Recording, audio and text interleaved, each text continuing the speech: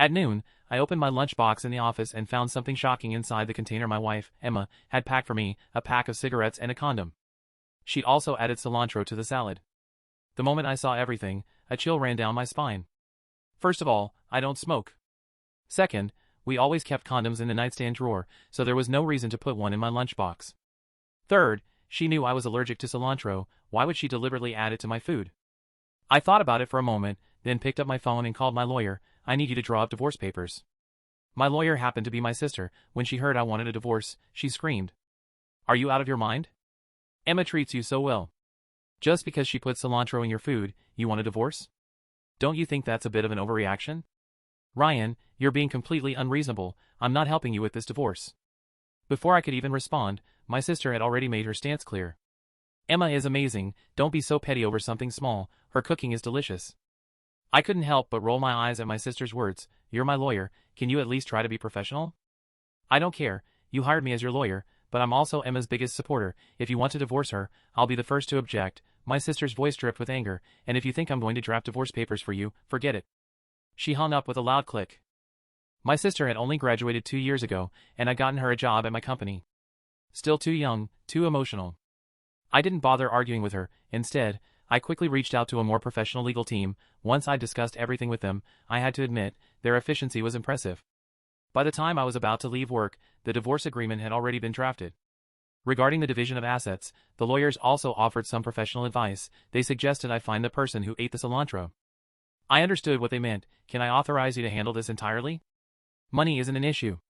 Mr. Carter, thank you for your trust. We won't let you down. The moment I hung up, my phone rang again. I glanced at the caller ID. It was my dad. He didn't waste any time. His voice was harsh. Get home within an hour, or I'm disowning you. The line went dead. I stood there, speechless. I really hadn't expected my sister, a lawyer, to have zero professional integrity. In the blink of an eye, her mouth had turned into a megaphone, spreading the news everywhere. I had no choice. I quickly gathered my things and drove to my parents' house. The moment I stepped inside, I could feel something was off. Several figures sat in the living room. Every face was tight with tension, clearly serious. Ryan, you're back, my sister spoke first. I shot her a look. She immediately fired back, undeterred. What? I don't agree with you divorcing Emma, and it's not just me, Mom and Dad don't agree either. Her words drew everyone's attention to me. My wife Emma was there too. She was sobbing, tears streaming down her face like rain on delicate petals. My parents were doing their best to comfort her. You ungrateful bastard, you finally decided to show up. My dad glared at me. What are you standing there for? Get over here and apologize to Emma. Who gave you the nerve to divorce her? My mom was equally furious. I'm warning you, if you dare divorce Emma, I'll cut ties with you as my son. My sister crossed her arms and stood beside my parents, making her position crystal clear. In their eyes, Emma was a gentle, kind, and devoted wife. In the 7 years we'd been married, she kept our home running smoothly.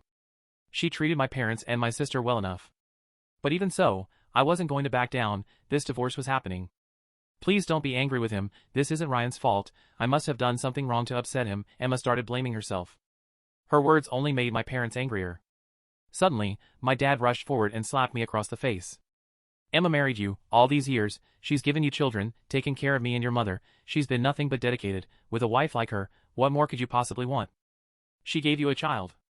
How can you be so clueless? Get on your knees right now and apologize to her, beg her to forgive you. My dad's voice was a command. Mom, Dad, it's my fault. I forgot Ryan is allergic to cilantro. If he eats it, his skin breaks out in a rash. I was up late last night helping our son with his homework, so I made a mistake when I prepared lunch this morning.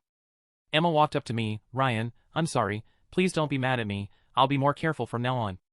My sister stood across from me, teeth clenched and eyes blazing. She was naturally blunt, and fresh out of law school, still full of righteous indignation. Watching Emma apologize to me was too much for her. Ryan, you're such a bully. I can't stand this. Emma is so wonderful, and look how you've treated her.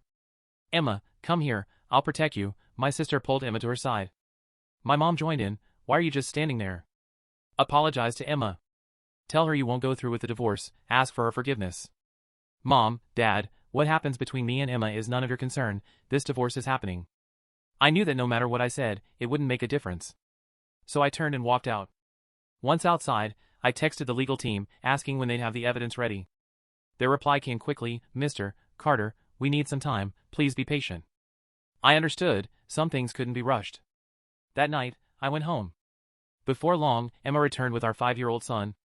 The boy looked at me with something like fear in his eyes. When I glanced his way, he hid behind Emma. "Lucas, go to your room and rest. Mommy will come tell you a story later." Lucas nodded obediently and ran off to his room. Emma sat down across from me. I pulled out the divorce papers and tossed them in front of her. "Look these over, if everything's in order, sign them." Emma glanced at the papers, then threw them back on the table. "Ryan, our son is still young. Are you really this heartless?" She was putting on another performance. "Let's cut the act. I don't want to play games with you. If you don't sign, we'll see each other in court." My voice was cold. The pitiful expression on Emma's face flickered and vanished. A cold smirk curled at the corner of her lips. "I'm not signing this. If you really want a divorce, the child stays with me, and you give me $10 million as compensation. Otherwise, there's nothing to discuss. And whether you agree or not doesn't matter. If you don't cooperate, I'll show you what I'm capable of. You know your parents and your sister are on my side. If you divorce me, you'll be branded as an ungrateful, disloyal son. That kind of reputation can destroy you." Emma's entire demeanor had shifted. The woman standing before me now felt like a stranger. I steadied myself. "I'd love to see what you're capable of." I gathered the divorce papers and said nothing more. The next morning, the news exploded. CEO demands divorce because wife put cilantro in his food. The story shot straight to the top of the trending topics. My secretary told me about it while I was in my office. I clicked on the headline. According to the article, someone had anonymously leaked information, including a recording from inside my house the night before. Anonymous? Please, it was a pathetic attempt at misdirection. Thinking back to what Emma had said about showing me her capabilities, there was no doubt she was behind this. The story blew up online. Soon, videos surfaced of my parents and sister being interviewed. In the footage, they righteously condemned me. No question, Emma had orchestrated the whole thing. If he dares divorce Emma, our whole family will disown him, but if he comes to his senses, I might give him one more chance. In the video, Emma still played the victim perfectly. The comments were brutal. What kind of man is this? Even his own parents have turned against him. He must be absolute garbage. When his parents and sister side with the daughter-in-law, that says everything about his character. He's definitely got someone on the side. He's tired of his wife and wants to dump her for a younger model. I've seen his type 1,000 times. Boycott his company. Don't buy any of his products. The outrage spread like wildfire. By the end of the workday, Emma called me. "Ryan, have you seen what I can do now? Ready to agree to my terms? Don't bother trying to record this. I'm not falling for that. I sent you an address. Let's meet in person." No need to meet, and I wasn't planning to record anything. I'm not agreeing to any of your conditions. In fact, I'm going to make sure you leave this marriage with nothing. Emma laughed coldly. "If you won't cooperate, don't blame me for destroying you. If you think you can, go ahead and try." I hung up. After taking a deep breath, I mailed out the hair samples I'd collected, mine and the child's. Over the next 2 weeks, I faced attacks from every direction. My company ground to a halt. My own employees turned against me. Many resigned.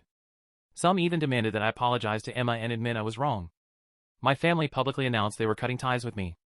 Overnight, I became a pariah, a man everyone wanted to see destroyed. Then Emma called again. "Ryan, are you ready to get on your knees and beg? Maybe if I'm feeling generous, I'll let you off easy." I said nothing and hung up. Finally, the legal team called. "Mr. Carter, we're sorry for what you've been through. We've gathered all the evidence. We're ready to go to court." At the same time, I received the paternity test results. The child was not mine. "Mr. Carter? Are you there?" I took a deep breath. "Yes, file for a hearing tomorrow." "Emma, the truth will come out tomorrow, and when it does, you'll pay for everything, every last bit of it." I was going to show her what revenge really felt like. The morning of the hearing, I woke up at 5:00 a.m. The house was completely silent, a stark contrast to the absolute noise that had consumed my life over the past 2 weeks. I walked into the bathroom and stared at the mirror. The man looking back at me was leaner, the angles of his jaw sharper, shadowed by sleepless nights and the relentless pressure of a public crucifixion, but my eyes were clear, cold. I showered, shaved, and put on a charcoal gray tailored suit. It was the armor I used to wear for corporate hostile takeovers. Today, it was for an execution. Downstairs, my phone vibrated on the marble kitchen island. It was Vance, the senior partner of the legal team I had hired. "Mr. Carter, the filings are locked in. The judge has reviewed the preliminary exhibits in chambers. We are ready." Vance's voice was devoid of emotion, exactly what I paid him for. "I'll see you at the courthouse, Vance." I drove myself. As I pulled up to the district courthouse, I saw the circus Emma had orchestrated. News vans were parked haphazardly along the curb. A small crowd of people, strangers who had decided they knew my life based on a viral hashtag, were holding up cardboard signs. "Justice for Emma, Boycott Carter Corp." stop financial abuse. The moment I stepped out of my car, the flashbulbs blinded me, microphones were shoved into my face. Ryan! Do you have anything to say to your wife? Is it true you're leaving her and your son for a 20-year-old? How do you sleep at night knowing your own parents disowned you? I didn't blink, I didn't break stride, I walked through the sea of outrage with my eyes fixed straight ahead, flanked by 2 courthouse security guards who guided me through the metal detectors. Inside, the heavy oak doors of courtroom 3B loomed. I pushed them open. The gallery was packed, mostly with journalists who had managed to secure a seat, and, of course, my family. They were sitting in the second row, directly behind Emma's table. My father looked stern, his arms crossed over his chest, radiating righteous fury. My mother was holding a crumpled tissue, dabbing her eyes. My sister, Chloe, sat beside them, glaring at me with a venomous intensity that almost made me laugh. 2 years out of law school, and she still thought the world operated on fairy tale morality. Then, there was Emma. She wore a pale, modest beige dress, her hair pulled back into a simple, unadorned clip, no makeup, save for a subtle touch to make her eyes look red and swollen. She looked like a martyr. When I walked past her to the plaintiff's table, she didn't look up, but I caught the faintest twitch of a smirk at the corner of her mouth. She thought she had already won. She thought the court of public opinion was the only court that mattered. Vance was already unpacking his briefcase. He handed me a thick binder. Everything is in order. Let her lawyer do the song and dance. Then, we dropped the floor out from under them. Take no prisoners, Vance, I murmured, taking my seat. I never do. Judge Harrison, a no-nonsense woman in her late 50s, took the bench. The gavel cracked, silencing the murmurs in the room. We are here for the preliminary hearing of Carter v. Carter, regarding the dissolution of marriage, asset division, and child custody, Judge Harrison announced, peering over her reading glasses. I've read the briefs. I understand this case has attracted an unfortunate amount of public attention. Let me be clear, I do not care what the internet thinks. I care about facts. Proceed. Emma's lawyer, a slick, overly tanned man named Davis, stood up. He immediately launched into a theatrical opening statement. He painted a picture of Emma as a devoted, long-suffering wife who had sacrificed her youth to build my empire, only to be tossed aside over a trivial mistake involving cilantro. He spoke of my cruelty, my sudden, erratic behavior, and formally requested primary custody of Lucas, $10 million in compensatory alimony, and half of my corporate shares. While he spoke, Emma began to silently weep. My mother leaned forward, placing a comforting hand on Emma's shoulder. Mr. Vance, the judge turned to my table. Your opening statement? Vance stood up slowly, buttoning his jacket. He didn't pace, he didn't raise his voice. Your Honor, we don't have a long story to tell. We simply have a timeline of fraud, gross marital misconduct, and extortion. We respectfully decline an opening statement and request to move directly to calling our first witness. A ripple of confusion went through the courtroom. Emma's tears stopped for a fraction of a second. Davis looked blindsided. Very well, call your witness, Judge Harrison said. We call Emma Carter to the stand. Emma visibly stiffened. She glanced at Davis, who gave her a reassuring nod. She took the stand, swearing the oath with a trembling, fragile voice. Vance approached the podium. Mrs. Carter, you've stated publicly and in your affidavits that the catalyst for this divorce was a simple domestic mistake, a lunchbox containing cilantro, which your husband is allergic to. Is that correct? Yes, Emma sniffled. I was just so tired. I was up late helping our son, Lucas. I made a mistake, and Ryan, he just snapped. I see, Vance said, pulling out an evidence bag. Inside was the very lunchbox from that day. Mrs. Carter, can you identify this? That's the lunch I packed for Ryan. Are you sure? Because when my client opened this container at work, he found more than just a salad. Vance pulled out 2 sealed plastic evidence bags. He placed them on the projector. Exhibit A, a half-empty pack of Marlboro Red cigarettes. Exhibit B, a Trojan Magnum condom. Did you pack these for your husband as well? A heavy, suffocating silence fell over the courtroom. In the gallery, my sister Chloe frowned, leaning forward. My father blinked, his stern expression faltering. I don't know what those are, Emma stammered, her voice losing its previous soft cadence. He must have put them there himself to frame me. Frame you? Vance raised an eyebrow. Mrs. Carter, my client has never smoked a day in his life. He is an asthmatic. Furthermore, as your medical records from Dr. Eris note, which we have subpoenaed, my client is severely allergic to latex. You two exclusively used lambskin contraceptives during your marriage, so why would he frame himself with a latex condom that could send him into anaphylactic shock? Davis jumped up. Objection. Relevance. What does this prove other than a mix-up? Overruled. Where are you going with this, Mr. Vance? The judge asked, leaning in. I'm proving exactly what happened that morning, Your Honor, Vance said smoothly. He turned back to Emma. Mrs. Carter, isn't it true that you didn't pack this lunchbox? Isn't it true that this lunchbox was packed in a hurry by someone else in your kitchen at 8:30 a.m. while my client was already at the office? No! That's ridiculous. Emma's face was turning red. Vance walked back to his table and picked up a manila envelope. Your Honor, I'd like to introduce Exhibit C, home security footage from the residence directly across the street from the Carter home, heavily angled toward the Carter driveway, and Exhibit D, a dossier compiled by a private investigative firm. He handed the tablet to the bailiff, who passed it to the judge, and mirrored it on the courtroom screen. The video played. The timestamp read the morning of the lunchbox incident. At 7:15 a.m., my car backed out of the driveway. I was leaving for work. At 7:35 a.m., a black Audi pulled into the driveway. A tall, muscular man got out. He used a key to open my front door. Mrs. Carter, do you recognize this man? Vance asked. Emma was frozen. She looked like a deer in the headlights, her mouth opening and closing without sound. Let the record show the witness refuses to answer. The man is Marcus Thorne. He is a personal trainer at the gym Mrs. Carter frequents. We have subpoenaed Mr. Thorne's text messages. Vance hit a button, and text logs flooded the screen. Marcus, leaving my place now. Is the suit gone? Emma, yeah, Ryan just left. Come through the front. The door's unlocked.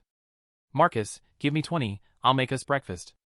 Vance looked at the judge, then at the gallery. Your Honor, Mr. Thorne packed a lunch for himself that morning after his activities with Mrs. Carter. He placed his cigarettes and his condoms in the container. Mrs. Carter, in her haste to look like the perfect housewife when her husband's assistant stopped by to pick up his forgotten briefcase and lunch, accidentally handed over Mr. Thorne's container. The courtroom erupted. Reporters were furiously typing. I turned around to look at my family. My sister Chloe's jaw was unhinged. She looked at the screen, then at Emma, her eyes wide with absolute horror. My mother was pale, the tissue falling from her hand. My father looked as if he had been physically struck, his face turning a dangerous shade of purple. Order! Judge Harrison slammed her gavel. Silence in the gallery or I will clear the room. Emma gripped the edges of the witness stand. It was just a fling. A mistake. That doesn't mean Ryan can just leave me with nothing. He still owes me. I raised his son. He's legally bound to provide for me and Lucas. She had pivoted from victim to entitled. The mask was entirely off. Vance didn't smile, but I could feel the lethal energy radiating from him. He walked back to our table and picked up a single piece of paper. It was enclosed in a sterile blue medical folder. You bring up a fascinating point, Mrs. Carter. You raised his son. Vance walked toward the judge. Your Honor, we submit Exhibit E into evidence, a court-admissible, chain of custody certified DNA test, comparing the DNA of my client, Ryan Carter, and the minor child, Lucas. My heart hammered against my ribs, but my face remained stone. This was the moment, the kill shot. Objection. Davis screamed, his voice cracking. This was obtained without my client's consent. The child is legally registered as Mr. Carter's son. He has every right to request a paternity test without the mother's consent. Vance fired back. Overruled, Judge Harrison said, her voice dropping an octave. She opened the blue folder. The courtroom was so quiet you could hear the hum of the air conditioning. The judge read the document. She looked up, her expression a mix of disgust and pity. She looked directly at Emma. Probability of paternity, Judge Harrison read aloud, 0.0%. A collective gasp echoed through the room. Smack. I looked back. My father had dropped his cane on the hardwood floor. He was staring at Emma, his chest heaving. He choked out, unable to finish the sentence. Chloe had buried her face in her hands. Emma burst into hysterical tears, real tears this time. Ryan. Ryan, please. I'm sorry. I was young. I was scared. It was before we got married. It was a mistake. But he's still your son. You raised him.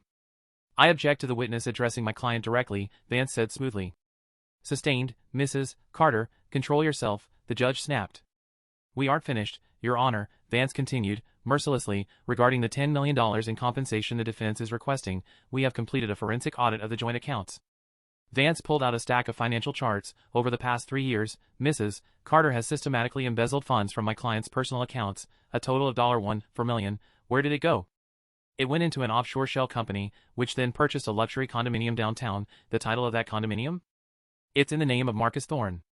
Davis, Emma's lawyer, slowly sat down. He put his pen on the table and rubbed his temples. He knew his career was taking a hit just by being in the same room as her. This is not a divorce proceeding, Your Honor, Vance concluded, his voice ringing with absolute authority. This is a crime scene.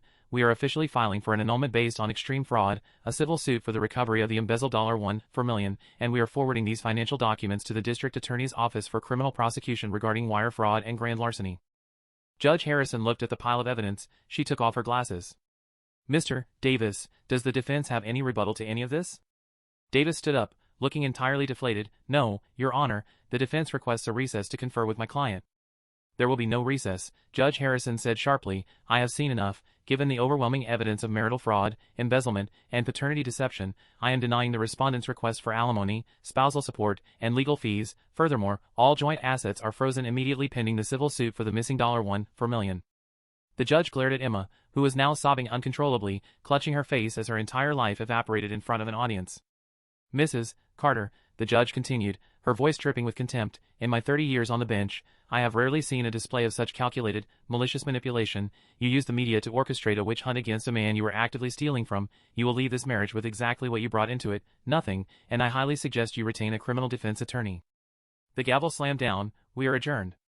The gallery exploded. Reporters scrambled over each other to get out the doors, shouting into their phones to their editors. The narrative had just flipped so violently that the whiplash would break the internet.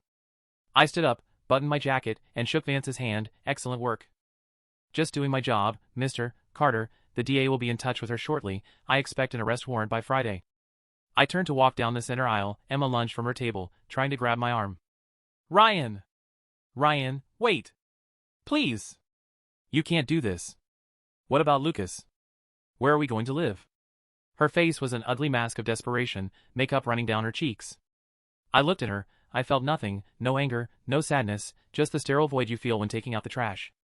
Ask Marcus, I said quietly, stepping around her. As I walked out of the courtroom doors and into the marble hallway, I heard footsteps rushing behind me. Ryan! Ryan, stop! I stopped and turned around. It was my family. My father was visibly shaking, leaning heavily on his cane. My mother's eyes were bloodshot. Chloe looked completely broken, the arrogant lawyer to be reduced to a trembling child. Ryan, my father croaked, taking a step toward me. He reached out a trembling hand as if to touch my shoulder. I took a step back, out of his reach. His hand fell to his side. Ryan, my boy, we didn't know, my father said, his voice cracking. The man who had slapped me, who had commanded me to get on my knees, was now looking at me with pathetic, pleading eyes. She lied to us. She put on such an act. Please, you have to forgive us.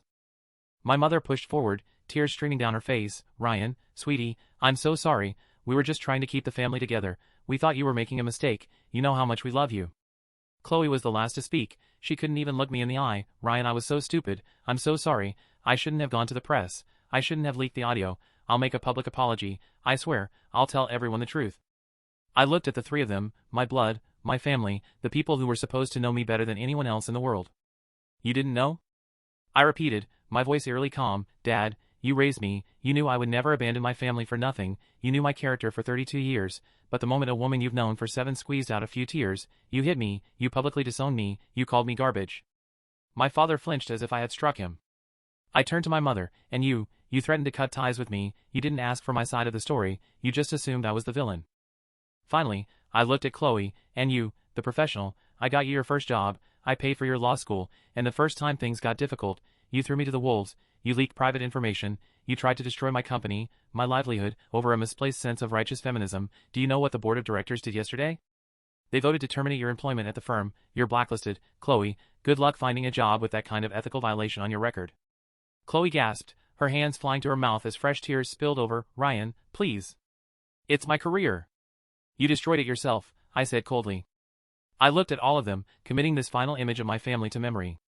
A family is supposed to have your back when the world turns against you, I said softly, the finality of my words hanging in the cold hallway air. But you were the first ones to light the torches. You made your choice. Now live with it. Do not call me. Do not come to my house. We are done. I turned my back on them and walked away. I didn't stop when my mother wailed my name. I didn't stop when my father broke down sobbing. I walked out of the courthouse and into the blazing afternoon sun. The same reporters who had cursed me an hour ago were now parting like the Red Sea, aiming their cameras at me with newfound reverence. I ignored them, got into my car, and drove away. Epilogue. 6 months later. The view from my corner office was spectacular. The city sprawled out below me, bathed in the golden light of the late afternoon sun. The public turnaround had been absolute. The moment the court transcripts and evidence were legally unsealed, the internet executed a brutal, swift 180-degree turn. The hashtag Justice for Emma became hashtag Emma the Scammer. My company's stock, which had tanked during the scandal, skyrocketed. People love a redemption story, and they love a vindicated man even more. We launched a new product line a month after the trial, and it broke all previous sales records. My secretary, a highly efficient woman who had actually stayed loyal during the crisis, knocked softly on the glass door. Mr. Carter? I have the final wrap-up documents from Mr. Vance. Bring them in, Sarah. She set a manila folder on my desk. Also, your mother called again. She asked if you would be open to a brief coffee this weekend. Send her the standard polite decline, Sarah, and block the new number. Understood, sir. I opened the folder after she left. Vance had been thorough. Emma's life had imploded with spectacular precision. The DA hadn't hesitated to file charges for wire fraud and embezzlement. Facing a mountain of indisputable paper trails, Emma took a plea deal, 4 years in a minimum security state facility, plus full restitution. As for Marcus Thorne? The moment the money froze, his love for Emma evaporated. He tried to sell the condo, only to find the government had seized the deed. When Emma was indicted, Marcus testified against her to secure his own immunity, the ultimate betrayal. I almost found it poetic. Lucas was placed in the custody of his biological father, Marcus, who fiercely fought against it but was legally bound. I had set up a small, anonymous trust fund for the boy. It wasn't his fault his mother was a monster, and he was innocent in all of this. He would get the money when he turned 18. Until then, I washed my hands of him. Chloe had been formally investigated by the State Bar Association for breaching client confidentiality and reckless public defamation. Her license was suspended for 3 years. She was currently working as a shift manager at a retail store. My parents had sold their large suburban house and moved to a smaller apartment in another state, unable to bear the social stigma and the gossiping neighbors who had watched their public humiliation. I closed the folder and tossed it into the shredder. My phone buzzed. It was a text from an old friend from college, inviting me to a barbecue that weekend. We're making brisket, bring a date if you want, no pressure. I smiled, a genuine, relaxed smile that I hadn't felt in 7 years. I'll be there, I typed back, just one request, no cilantro. I locked my phone, stood up, and walked out of the office, ready to finally start living my life.